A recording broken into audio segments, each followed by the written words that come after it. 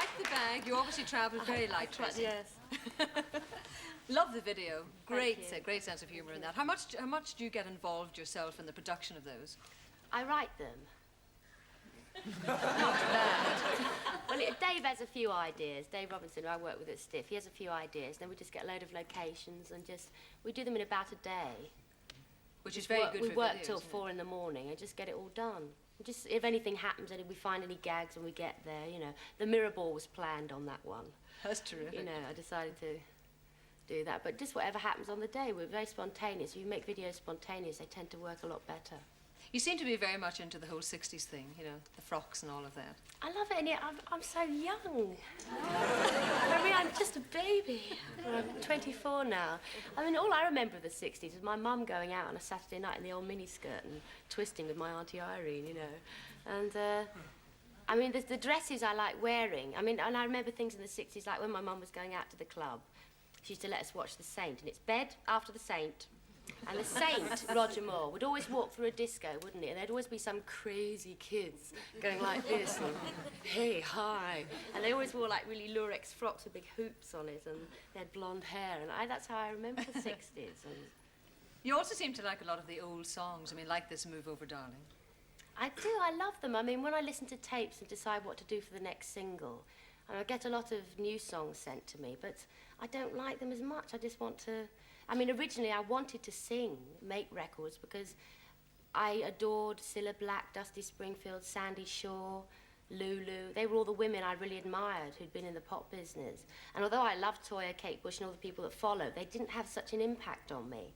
And I found I just wanted to re-record the older stuff. And yeah. Going way back, I mean, we know that you're terribly with it and really not very old. But on the other hand, were you one of these performing children? Yes, I went to a stage school. They're nothing like fame, you know. We don't break into spontaneous choreographed routines on the stairs and all love each other, you know. We tear each other's eyes out, really. And it's, yes, I went to the Italia Conti stage school from when I was 12 to when I was 16. And I had a good laugh. I had a great time at school. I loved school.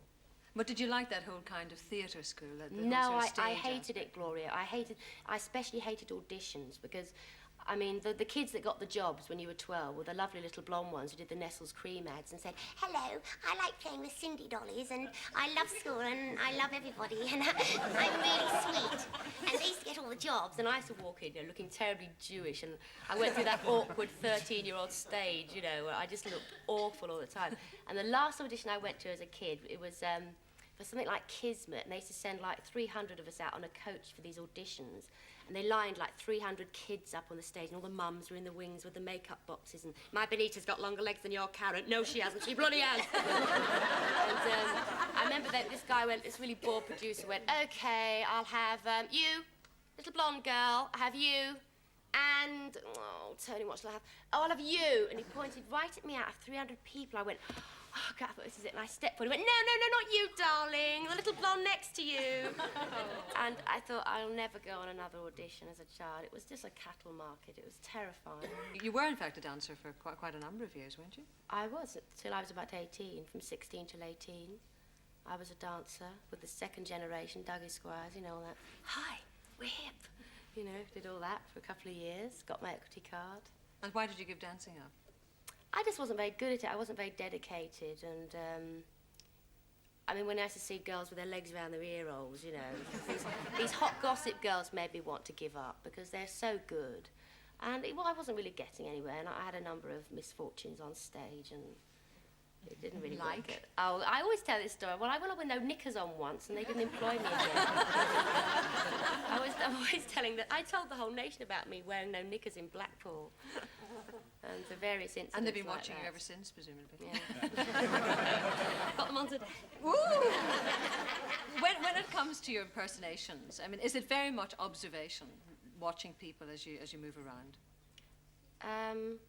I watch videos of people if I'm going to impersonate them, and you're sort of very cool and calm and collected, isn't she?